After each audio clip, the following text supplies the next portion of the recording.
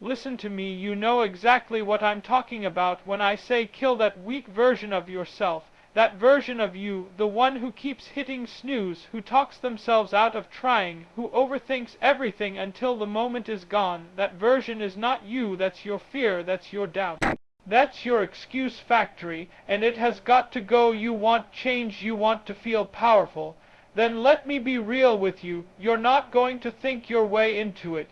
You're going to act, you're going to make a decision right now today that the version of you who hesitates, complains, procrastinates, avoids, and shrinks, that version is done, that version of you, that version is soft, that version negotiates with discomfort, that version waits for motivation, but motivation is garbage. If it's not backed by action, it fades, it disappears, but you are not garbage, you are built for more, you are capable of things you haven't even imagined yet, but not if you keep entertaining that weak voice in your head. You know what I do when that version shows up in my life. I shut it down in 5 seconds. 5, 4, 3, 2, 1. I move, I speak, I act, I step into the next version of me, not the fearful one, not the tired one, not the maybe tomorrow one. I move into the powerful version, the one that shows up, the one that does hard things, the one that doesn't wait for the right time. Because the right time is a myth, let me say this loud and clear. Your weak self doesn't need your protection. It needs to be fired. That voice says you can't, you shouldn't, you're not enough. That voice is a liar, and every time you let it win, you shrink, you fade, you vanish from your own life. But when you make a new decision to act boldly, to choose courage, to rise, even when it's hard, you step into the life you were actually meant to live. No more babysitting your fear, no more coddling your comfort zone. It's time to bury the version of you that's only living halfway, because halfway won't get you the life you want, halfway won't change your story, halfway won't make you proud. You've got power in you, you've got fire, you've got genius, but none of it matters if you keep letting the weak version of you hold the mic.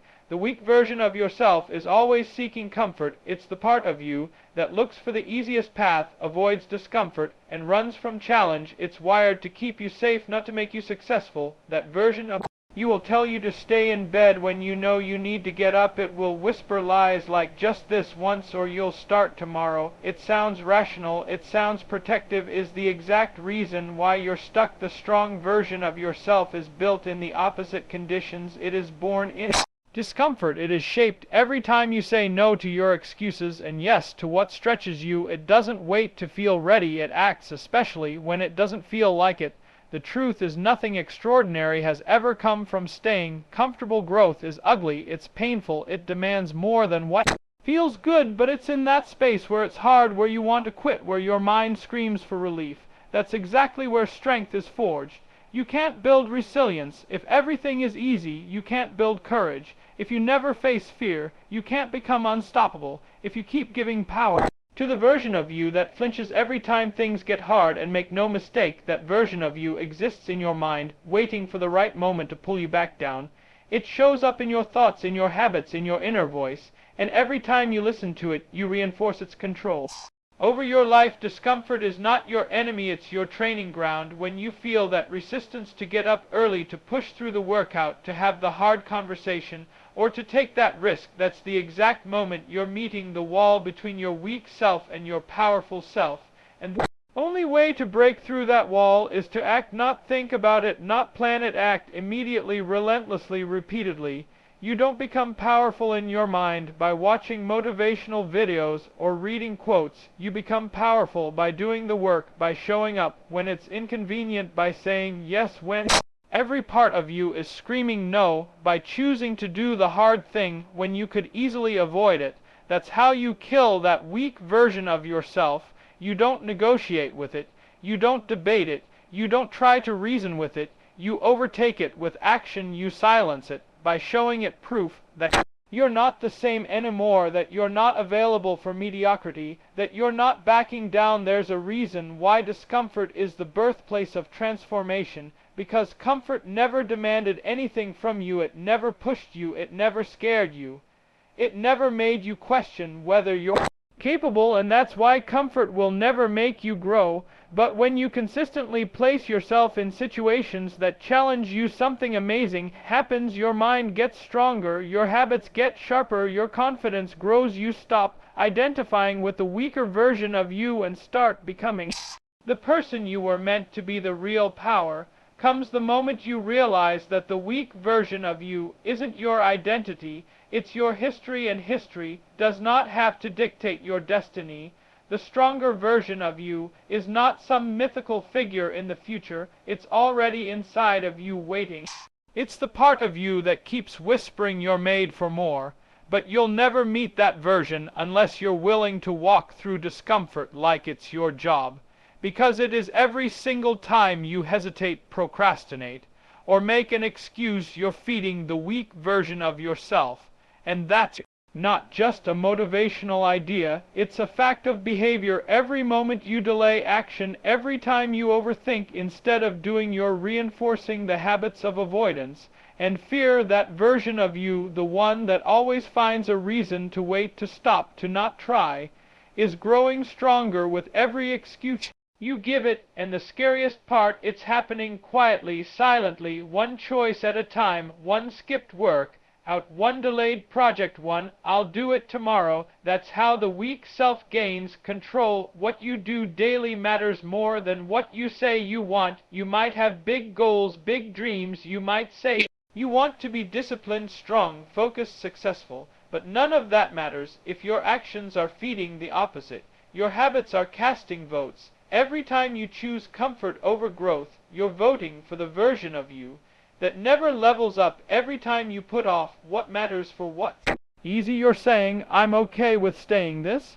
And if that doesn't bother you yet, it should, because your future is being shaped by what you tolerate right now. So starving your weak self starts with small decisions made consistently and intentionally. It means doing what needs to be done whether you feel like it or not. Because let's be honest, if you wait to feel motivated, you'll never do the hard things. Motivation is fleeting, it disappears the moment resistance shows up, but action builds momentum. Action overrides hesitation, and action repeated enough becomes identity. You stop being the person who puts things off and start becoming the person who follows through. Excuses feel good in the moment, they're a quick escape from discomfort. "I'm tired, I don't have time, I'm not ready." They sound convincing because they protect you from risk.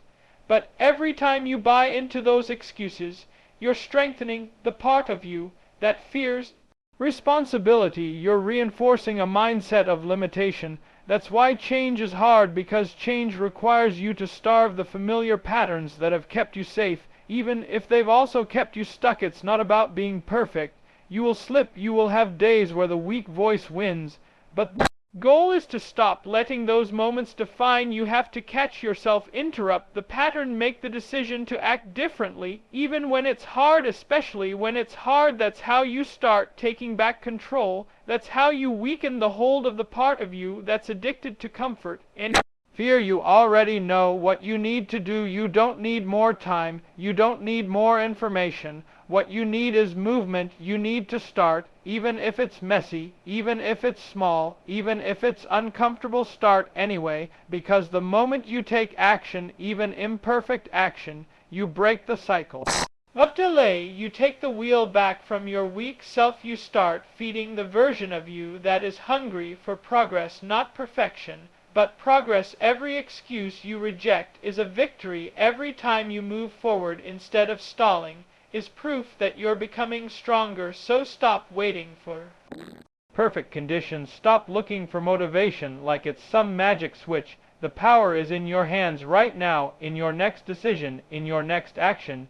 Choose to act, choose to follow through, choose to starve the weak version of you and feed the one who is finally ready to lead. The version of you is desperate to survive. It doesn't want to grow, evolve, or break barriers. It only wants to stay safe. It's the part of you that clings to old habits, outdated beliefs, and comfort zones because those things feel familiar, and what's familiar feels safe. But the truth is, safety and survival are not the Same as living. Not if you're settling, not if you're staying small. That version of you isn't interested in excellence. It's only interested in avoiding pain, avoiding failure, avoiding the unknown. The powerful version of you is completely different. That version of you is built to lead, not just exist. It's built to thrive. It's not afraid of pressure. It welcomes it. That stronger self is hungry to rise, hungry to change, hungry to break free from the limitations that have kept you stuck. But it can't emerge while you keep giving your energy, your attention, and your time to the weak self, because the truth is both versions are always present every day. Both of them show up. One says, rest a little longer. The other says, get up, we've got work to do. One says, it's okay to quit, this is hard. The other says, keep pushing, you're almost there. One says, you can't. The other says, prove it wrong. And whichever one you feed wins. You have to stop negotiating with the weak version of you. Stop giving it time at the table. Stop letting it make decisions for your future, because it's only trying to keep you small. That version of you makes you doubt yourself. It convinces you to settle for less. It shows up every time you're about to take a risk and whispers, what if you fail? And every time you listen, you reinforce a pattern of shrinking away from your potential. But the powerful version of you is not interested in playing small. That version isn't here to blend in. It's here to take ownership, to take action, to make moves that scare you because they matter. It's time to make a decision. And yes, it really is a decision to stop giving your energy to the survival mind. Say, you were not born just to get by. You were born to lead yourself out of fear and into a life that demands everything from you. That's where purpose lives. That's where fulfillment lives. But it doesn't come from wishing or hoping or waiting for the perfect moment. It comes from becoming, from showing up like the version of you who refuses to live in the shadow of your old self. If you want to change your life, you have to outgrow your excuses. You have to challenge the voice in your head that keeps telling you to wait, to settle, to slow down. That voice will never leave on its own. It will only get quieter when you drown it out with action. Loud, bold, unapologetic action. The kind that feels scary, the kind that moves you from who you've been to who you're meant to be. You don't owe anything to the version of you that's held you back. You don't owe comfort, your loyalty. You owe your future, your discipline. You owe your vision, your consistency. You owe your best self the decision to show up, to speak up, to rise up every single day. Even when it's inconvenient, you already have everything you need. Become the powerful version of you. The only thing standing in the way is the version you've been keeping alive out of habit. Kill it, bury it, outwork it, outgrow it. And step fully into the leader, the fighter, the force you were always meant to be. You don't need more time. You don't need a better plan, clearer path, or perfect conditions. You need one thing, a decision. Everything changes the moment you decide. Not when you say you want change, not when you write down your goals. Change begins the exact moment you draw a hard line in the sand and say, I'm done being who I was. The weak version of you is obsessed with delay. It tells you you're not ready, that you need to wait until the timing is right, until the fear goes away, until life feels more stable. But the timing will never be perfect. Fear doesn't leave stability, doesn't show up on command.